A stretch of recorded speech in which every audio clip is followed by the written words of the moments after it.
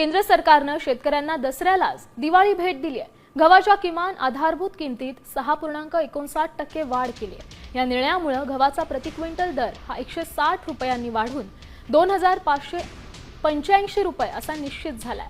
गव्हासोबतच करडई, मसूर, मोहरी, हरभरा, राई अशा रब्बी पिकांच्या किमान आधारभूत किमतीत वाढ करण्यात आली।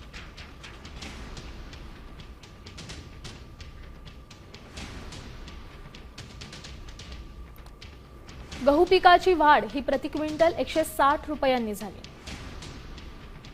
तर करडईची वाढ ही प्रति क्विंटल 600 रुपयांनी झाली।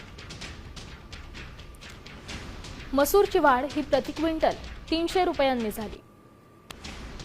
त्याचसोबत मोहरी पिकाची वाढ ही प्रति क्विंटल 250 रुपयांनी झाली। हरभऱ्याची वाढ ही प्रति क्विंटल 225 रुपयांनी झाली।